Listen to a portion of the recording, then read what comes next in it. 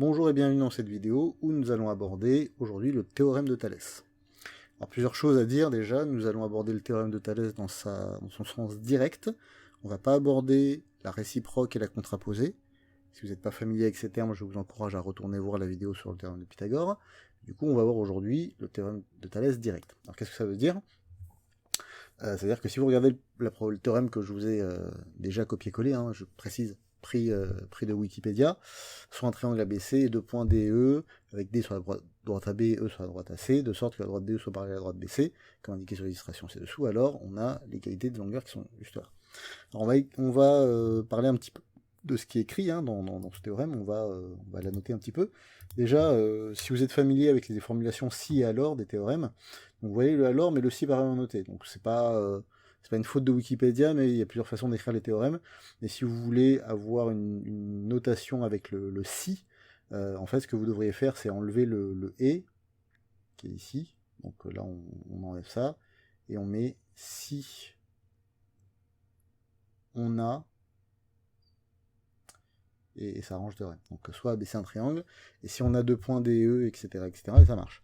Alors le problème de cette formulation, c'est qu'elle marche uniquement pour la première figure en vérité, parce que la deuxième figure, là, on part du triangle ABC, mais en fait, il ne contient pas toute la figure, et du coup, après dire qu'on a le point D qui est sur la droite AB, bah, ça fonctionne, sauf qu'il n'est pas dans le triangle. Bon.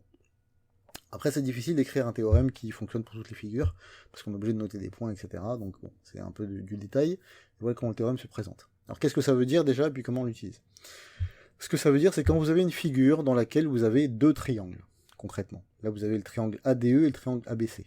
Donc si on regarde la première figure uniquement, on a un petit triangle ADE, un grand triangle ABC, et il faut que dans cette figure, vous ayez deux droites qui soient parallèles. Donc la droite DE et la droite BC que j'ai mis en rouge. Il faut également que les autres points soient organisés de façon à ce que on ait tous les points sur deux droites. Donc là, vous voyez la droite qui est à gauche, on a le point A, D et B, et puis sur l'autre droite, on a E et C. Donc en deux droites, on a tous les points. Et donc ça, c'est les deux droites qui sont séquentes normalement, donc qui vont se couper en un point ici qui est A. Et on a deux autres droites qui sont parallèles. Donc ça, c'est les conditions pour pouvoir appliquer le théorème. Et le théorème, il vous dit que si vous êtes dans ces conditions-là, alors que ça veut dire que les deux triangles, donc ADE et ABC, ont des longueurs proportionnelles. Et avoir des longueurs proportionnelles, ça veut dire que si vous prenez une longueur d'un des triangles, donc par exemple AD, qui est ici, et vous le divisez par la longueur de AB qui est en dessous, ben vous allez obtenir le même résultat que si vous prenez AD que vous divisez par AC. Et vous obtenez le même résultat que si vous prenez DE divisé par BC. Autrement dit, vous prenez les longueurs d'un triangle, vous les divisez par la longueur de l'autre triangle, vous tombez à chaque fois sur le même nombre. C'est pour ça qu'il y a un signe égal sur chacun des rapports de longueur qui sont ici écrits. Donc là c'est égal et puis là c'est égal. Donc c'est ça que ça veut dire le théorème, enfin c'est ça qu'implique le théorème de Thalès. À préciser que ça marche aussi bien dans la première figure que vous avez juste en dessous de la propriété que la deuxième. Donc dans la deuxième vous avez aussi deux triangles. Donc là, le petit, c'est ABC, le plus grand triangle, là, c'est ADE, donc c'est inversé par rapport à celle d'au-dessus. Mais on a quand même tous les points qui sont sur deux droites. Donc la droite qui est ici, on a les points B à et D, puis l'autre droite, on a les points E, A et C. Et on a une droite parallèle.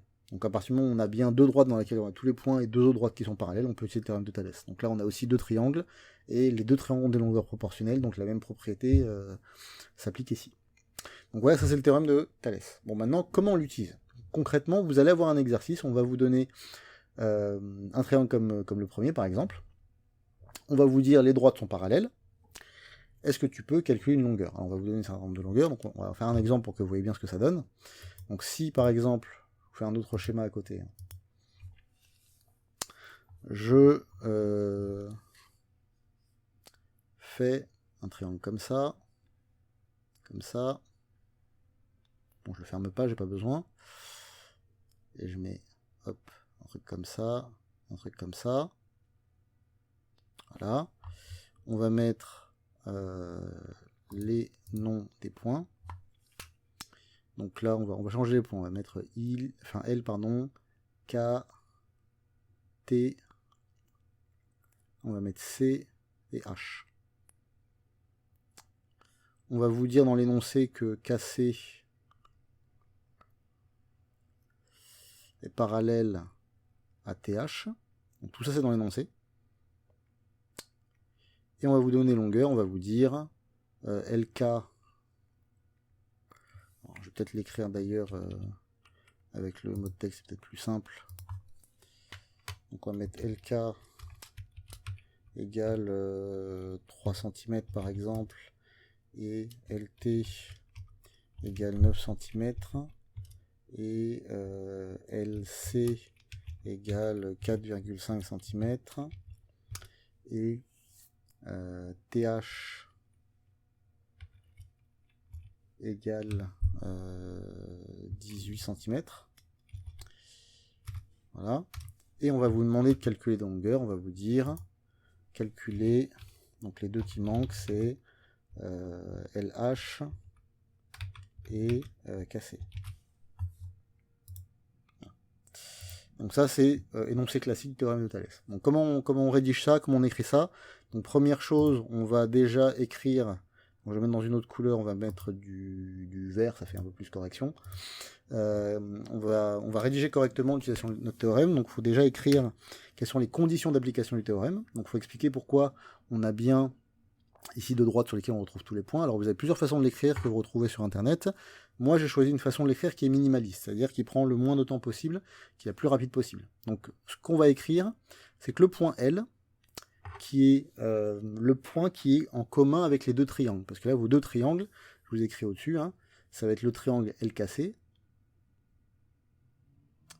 et le triangle LTH.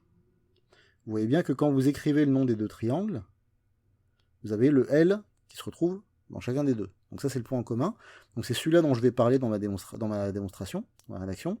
Je vais dire le point L, il appartient, donc le symbole appartient, qui est comme ça, comme un E, comme le symbole euro avec un seul trait au lieu de deux, il appartient à la droite KT.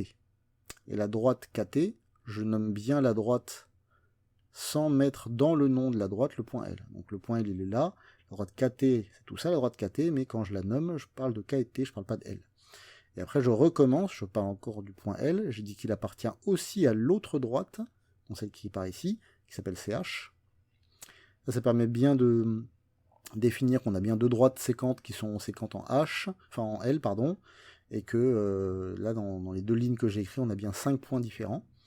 Et maintenant, il reste à dire que les droites KC et TH sont parallèles. Donc, vous précisez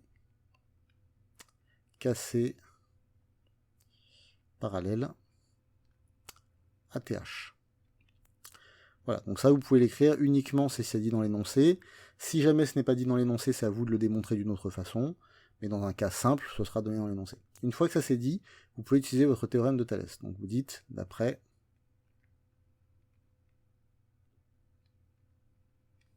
le théorème de Thalès.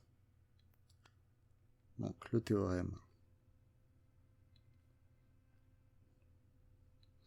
Donc important de vérifier que vous avez bien ces conditions-là qui sont remplies, notamment le parallélisme entre les deux droites. Si vous n'avez pas de parallélisme entre les deux droites, vous ne pouvez pas utiliser le théorème de Thalès. Et donc, il faut trouver soit une autre solution, soit il faut trouver un moyen d'expliquer pourquoi les droites sont parallèles. Donc une fois que ça c'est dit, maintenant on va pouvoir écrire quelles sont les longueurs dont les rapports sont égaux. Donc, ce que je fais, moi, c'est que j'écris les trois traits de fraction. Donc je vais vous donner la méthode la plus simple pour écrire les rapports de longueur sans se tromper. C'est généralement le point qui pose le plus de problèmes, donc faites attention à ne pas vous tromper là-dessus. Ce que vous faites, c'est que vous repérez déjà vos deux triangles. Donc là, je les ai mis ici. C'est LKC et LTH. Moi, je choisis l'un des deux, n'importe lequel, et je vais mettre les trois longueurs de ce triangle-là en haut, sur les fractions. Donc là, par exemple, le tout premier, c'est LKC. Ces trois longueurs, c'est LK, LC et KC. Donc ça, c'est les trois longueurs de LKC. Quand je regarde mon schéma, LK, LC, KC. Ensuite, en dessous, je vais mettre les trois longueurs de l'autre triangle. Mais par contre, pour l'autre triangle, je n'ai pas le droit de les mettre dans n'importe quel sens. Alors ce sera bien LT, LH et TH, hein, les trois longueurs de l'autre triangle, mais il faut que je fasse attention en dessous desquelles longueurs je les mets. Donc LK, c'est celui que j'ai mis en premier, donc celui qui est là du côté gauche. Donc je vais devoir choisir la longueur de l'autre triangle, qui est aussi du côté gauche. Donc je vais choisir LT. je vais pas mettre LH ou TH, je vais mettre LT en dessous de LK. Parce qu'ils sont tous les deux du côté gauche. Ils sont sur la même droite. Ensuite, alors je vais dire d'ailleurs sur la même droite plutôt que du côté gauche, puisque ça peut poser des problèmes après. LC, je vais choisir une autre droite, donc de l'autre triangle qui est sur la même droite que LC, donc je vais choisir LH. Et le dernier, c'est KC, donc je vais prendre le dernier côté de l'autre triangle, c'est TH. Une fois que ça c'est écrit, j'ai fait le plus dur, là le reste c'est tout facile. Je vais remplacer chacune des longueurs par ce qui est donné dans l'énoncé. Donc LT, LK pardon, ça fait 3 cm, donc je mets 3. LT, ça fait 9, donc je mets 9.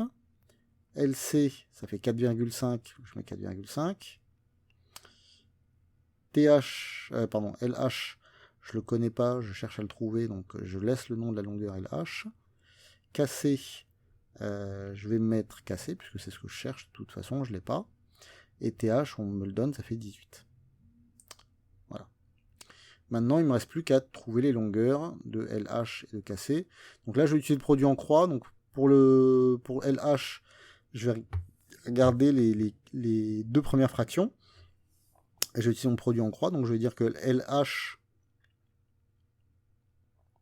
quand je le multiplie en diagonale là, par 3,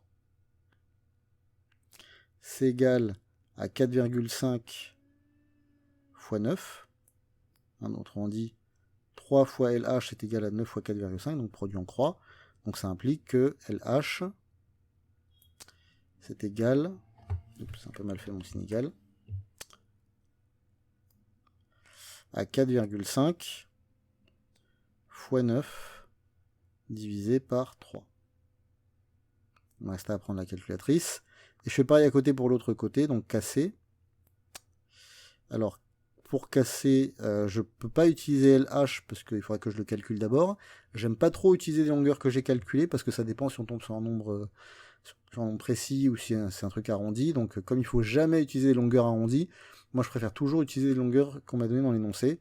Donc je vais oublier la fraction qui est au milieu et je vais utiliser la fraction qui est ici à gauche avec la fraction cassée. Donc cassé, je vais multiplier par 9. Donc cassé multiplié par 9. C'est égal du coup à 3 multiplié par 18. Donc là je fais mon produit en croix, on va dire en grand écart avec les deux fractions qui sont aux extrémités. Donc 18 multiplié par 3, 9 multiplié par cassé. Donc du coup ça me donne pour le calcul final 3 fois 18 divisé par 9. Après j'ai plus qu'à prendre ma calculatrice. Oula, j'ai un peu mal écrit mon 9. On va écrire ça plus petit. C'est pour ça que ça rentre pas. Donc 3 fois 18 divisé par 9. Voilà, je vais écrire comme ça. Donc, pour celui-ci déjà, si vous faites le calcul, vous allez trouver 13,5 cm. Et celui-ci, donc là c'est un fois, hein, on voit pas bien. 3 fois 18 divisé par 9. Et ça, vous allez trouver 6 cm. Voilà. Cette vidéo commence déjà à être un peu longue, donc je vais essayer de conclure rapidement avec 2-3 conseils. Une première chose, c'est qu'une fois que vous savez utiliser le théorème de Thalès sur une figure comme ça, on va dire en triangle imbriqué, il faut aussi savoir le faire avec une figure sous forme de papillon, donc comme celle-ci. Concrètement, c'est la même chose, hein, le début tout pareil. Il faut juste faire attention quand vous allez placer vos rapports de longueur, il faut bien placer sur la même fraction deux longueurs qui sont là sur la même droite. Donc, par exemple ici, il faudra bien mettre AD sur la même droite que AB. Il faut faire attention, parce qu'elles ne sont pas dans le même sens, parce qu'une à droite, l'autre à gauche, contrairement à ici où les deux étaient du même côté. Là, il faut choisir les deux côtés qui sont sur la même droite. Donc si je vous l'écris, par exemple ici pour les rapports de longueur, ça va faire AD sur AB. Ensuite, on fait AE sur AC et ED sur BC. Voilà. Alors je vous conseille toujours d'écrire comme ici là le nom des des deux triangles, ça vous aide bien lorsque vous écrivez les rapports de longueur pour le théorème de Thalès. Donc faites bien attention à ça. Et dernier conseil que je vous donne, faites attention à bien écrire correctement la rédaction à chaque fois, notamment au collège et surtout en 3e. On va vous enlever énormément de points si vous n'écrivez pas du tout la rédaction ou si vous faites des fautes dedans. Il faut vraiment que vous soyez très attentif lorsque vous utilisez un théorème, de toujours écrire correctement et systématiquement les conditions d'utilisation du théorème. Ça, c'est très très important. Il faut vraiment que quand vous utilisez le théorème de Thalès, vous ayez pris l'initiative de vérifier que les conditions sont remplies. Est-ce que j'ai bien, rempli. Est-ce que j'ai bien deux triangles qui ont un sommet en commun? Est-ce que j'ai bien deux droites qui sont parallèles? Dans ce cas, il faut l'expliciter. Et si c'est le cas, on dit bien qu'on utilise le théorème de Thalès et on écrit le rapport de longueur avec les noms des côtés, s'il vous plaît. On n'écrit pas les nombres des longueurs tout de suite, on écrit d'abord les noms des côtés. Voilà. Donc c'est tout pour cette vidéo. Comme d'habitude, entraînez-vous, c'est comme ça que vous y arriverez, pour éviter les erreurs, pour éviter d'oublier des choses, le jour de l'évaluation notamment. Faites plein d'exercices jusqu'à ce que vous maîtrisiez ces choses-là et que vous soyez capable d'utiliser le théorème de Thalès sans sourcier. Donc, comme d'habitude, l'entraînement rend performant, donc je vous encourage à faire de même. Et je vous laisse sur cette note, et à plus tard.